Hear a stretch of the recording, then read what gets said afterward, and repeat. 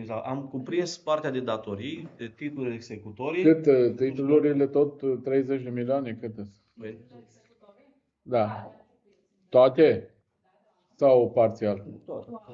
Și am încheiat o convenție că nu mai curg acele datorii zilnice. Că nu am semnat convenția, dar noi am plătit. Pentru că am constatat că operatorul tot tergiversează, am avut foarte multe discuții, dar noi, așa cum oarecum ne-am ținut de convenție fără să o semnăm. Am tot plătit din sumele care erau... De care convenție? Că nu mai, dacă nu avem. De înțelegerea verbală?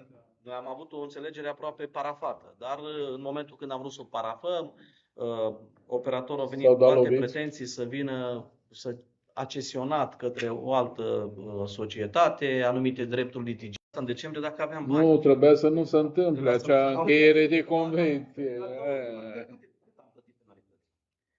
Nu știu cât am plătit penalități, vreo 1 milion, cred. Da. Ba da, 1 milion de la... Mai mult. Nu, de la început am avut... De la începutul anului. Eu mă refer pe convenția asta semnată cât am plătit. Am avut, au fost suspendați. Aia zic. Dacă am fi vrut să plătim în momentul când am primit sentința, trebuia să avem bani, trebuia să avem bugetul, trebuia să avem... Noi am plătit taxele, dar că am arătat că suntem solvabili, nu? Și trebuia să picăm la o înțelegere, să nu mai plătim, că penalitățile au mers înainte, chiar dacă nu le-am plătit noi. Ele au mers înainte.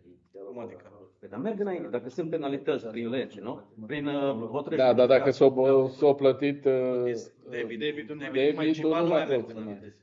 Acum l-o plătit. Până am plătit debitul, penalitățile odată, până am plătit debitul, noi trebuia să provizionăm banii, să avem alocare bugetară, trebuie să avem și banii.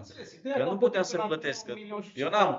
Dumneavoastră poate aveți vreo 3 milioane și ceva cât a fost debitul principal. Eu n-am. Ceream împrumut și nu ne rugam de nimeni. Cu fie, da. Serviciul ăsta nu se poate, cum era mai de mult, să se plătească